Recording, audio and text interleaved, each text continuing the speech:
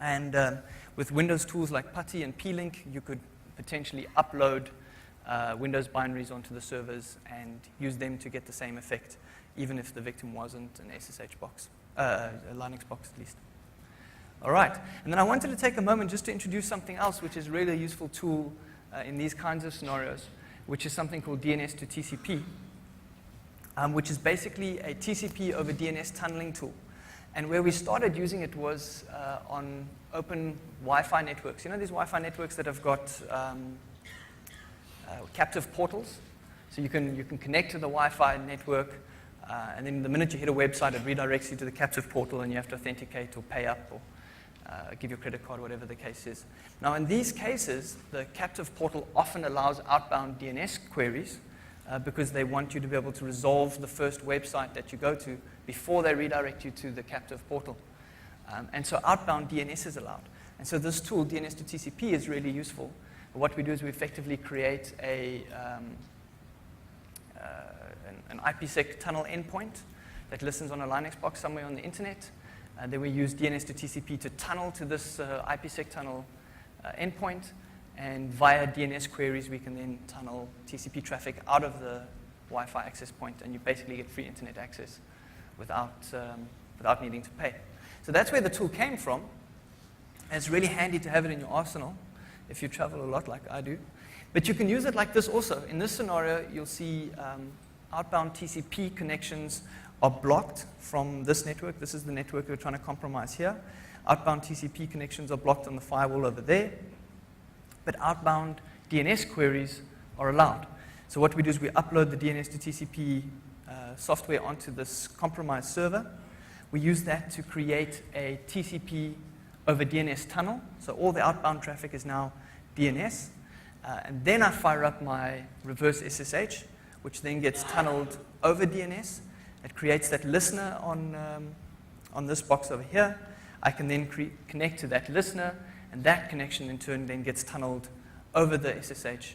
And I've now got inbound TCP over outbound DNS, all right, which is nice, provided that all of these core elements are there. So provided that we are allowed outbound DNS, and provided that we can upload these tools onto the victim box, this is a nice way to get traffic in and out of a network relatively seamlessly. All right, it's a bit cumbersome, but it works well. So that's in terms of a history. Let's just summarize that. In the old days, when we started compromising machines, we were basically able to do everything we wanted. We could hit anything we wanted. Firewall didn't really play a role. And particularly even when firewalls started blocking inbound access, they were still for a very long time allowing outbound access. At least DNS was allowed outbound, but very often even TCP was allowed outbound. And as long as you've got outbound traffic and you can execute commands on a machine, you pretty much have game over. Life was easy. But given that outbound traffic is getting blocked now more and more, that becomes much more difficult, and we have to start looking more closely at using the channels that are allowed, and that's primarily going to be HTTP or HTTPS. Right. So in terms of the agenda then, we've had a quick look at the history. What I want to do now is introduce this idea of TCP tunneling over HTTP. And this isn't something new either. It's something you would have seen in various shapes and forms. What makes this nice is that we're talking about a single file scripted implementation. And effectively what that means is that if you can find a machine that's exposed to the internet on HTTP and execute commands on it, then you can build this file on that machine. And you can do it really through a series of echo commands, redirecting line for line, reconstruct the file on the web root of the compromised machine. And then we hit it basically via an HTTP request, and that starts this component on the server, and we're going to use this component to tunnel TCP over HTTP. The one I'm going to show you is written in Java, but we also have implementations that are written in ASP and PHP. So you've got one tool for every possible environment. Right, so just the assumptions. We're assuming we can hit our target on port 80 or 443, and that via some sort of exploit, we've got the ability to upload or create a web page. Now, bear in mind, that doesn't have to be because of a missing patch. It doesn't have to be an overflow or anything complex like that. It could be just exploiting some existing functionality, like a poorly configured JMX console or something along those lines. We're assuming that the network level filtering is tight, otherwise we wouldn't have to do any of this. And we're assuming there might be reverse proxies in between. So the machine that you're hitting may not actually be the machine that you're compromising. So we gave this problem to one of our interns, a young man by the name of Glenn. That's what he looks like. I'm just kidding. This guy's an Aries, by the way, apparently. Aries. It says so on his MySpace page. They're very nice people, Aries. All right. So let's have a look at Reader. The first thing I'm going to do is just verify that it's running. Okay, so reader.jsp, this is the component that I've now previously uploaded to the compromised web server. You'll see if I hit it with a browser, it doesn't do anything. It just verifies that it's there and that it's running. And what I'm going to do over here now is I'm going to fire up the Reader client. Now, the Reader client is also a little Java application, and you'll see that I give it the name of the server that I'm connecting to and the port, and then where the executable component is running. So I basically pointed to my Java server instance that's running on the compromised machine. What you're seeing here, of course, is running on my own machine. All right? Guess I don't need that. Okay, so that fires up the Reader client, which is now running on my machine, and you'll see the Reader client creates this listen port on port 1010, and that basically gives me a little administrative interface. And if I can find that window. There it is. No, that's not it either.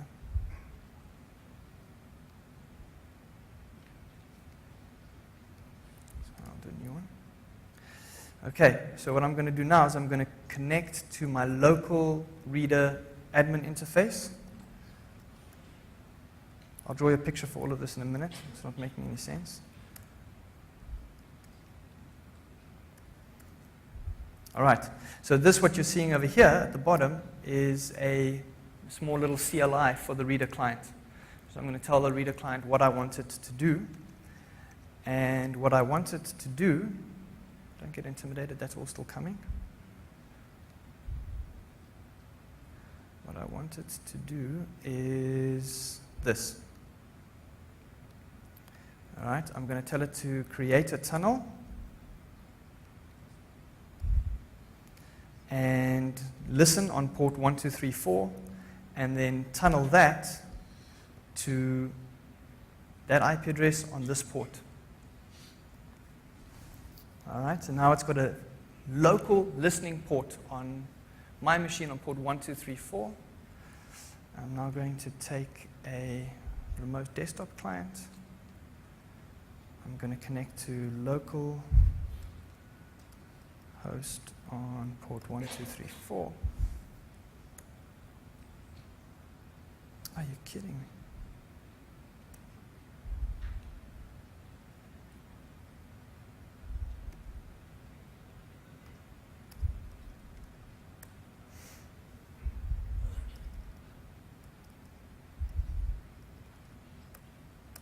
Okay, I've got a problem with my remote desktop client, so I'm not going to do that. Not really sure why that is. All right, I'm going to do that again. Sorry, I'm not going to use RDC. I'm just going to use SSH. Same story. I'm going to create a tunnel. Let's make it listening on 9999.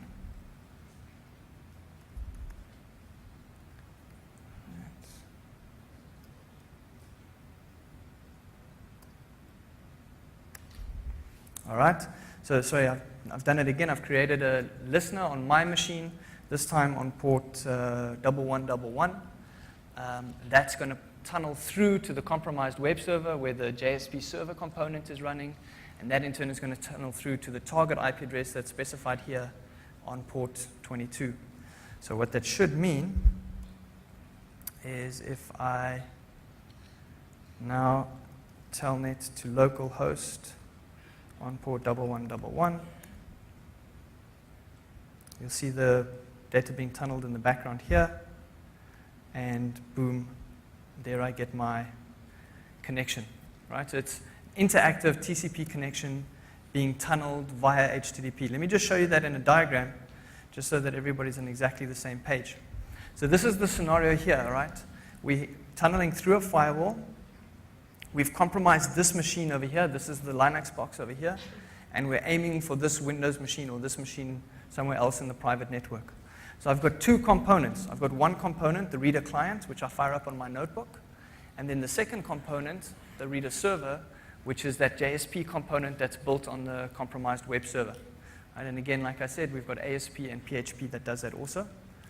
And then what happens is I connect locally to the listener that I create on my machine. And that listener is now basically going to take the inbound TCP connection. It's going to chop it up into blocks, hex encode those blocks, and then post them as HTTP requests to the JSP listener. The JSP listener takes those blocks out of the HTTP post requests, builds them back into a TCP stream, and sends that TCP stream out. And so what we've got is essentially a TCP over HTTP tunnel, which of course can be done over HTTPS, can be done via proxies, can be done with proxies and authentication, whatever the case is. And I'm sorry about the remote desktop not working. It's a funny on my remote desktop client. Right, so that traffic there is now HTTP, and so we've achieved our objective of having an interactive tunnel using only the available channel, which is HTTP. All right, so what this means, we have TCP over HTTP or HTTPS. It requires only the creation of a simple single JSP on the target. And of course, that isn't JSP specific. We've got it built in ASP also, and we've got it built in PHP also, which is relatively tricky to do if you want to do it in just one file. And we think that covers most of the common cases. If you've got a web server that you can execute commands on, you can now tunnel TCP via that web server. Right. Okay, so where does that bring us in our sequence? We've had a look at reader.jsp. Like I said, that's now TCP over HTTP. What I want to spend a minute doing now is revisiting Squeezer. Now, Squeezer is a tool that we introduced at Black Hat last year. It's effectively a SQL injection exploitation framework, which is nothing new or sexy. But Squeezer does do one very important thing, or two very important things, which is what I want to draw your attention to here. The first is that it separates the delivery and the extraction. What I mean by that is when you, the way that you get the SQL injection in and the way that you get the resulting data out are separated. You've got different modules for doing both of those things, and those modules are interchangeable. And so what that does is it allows us to select how we want to get the data out. And at this point in Squeezer, there's three modules that have been implemented. The first is the traditional HTTP errors. So we extract our data using HTTP errors. The second is we use a reverse DNS tunnel, which will be similar to the techniques that I described earlier. And the third, the new thing that we introduced, is we can extract data using time. Simply by looking at how long a request takes to complete, we can infer what the value of the data is that we're looking at. I'll show you that in a minute. And then I'll give you a quick demo of Squeezer so you can see how it runs. So, Squeezer introduced 2007, another injection tool aimed at Microsoft SQL, but it treated injections slightly differently in that it split the content generation and the return channels from each other, so you can mix and match them in these different ways. And I'll show you how that works. The first thing that we're going to do is we're going to generate content using some kind of SQL injection. Right? So that could be SQL injection XP command shell to execute a command. It could be access to a table, or it could be access to a file. Right? We then store that data in a table inside of the database. So we don't try and extract the results of the SQL injection. We leave it in the database where we know we can get it. And then we pull it out using whichever channel we want, which is a separate process which we can run separately at some different time. And this works very well. It works good enough for most batch applications, so things like command execution and file copying, it works well. And theoretically, you could use it for real-time data channeling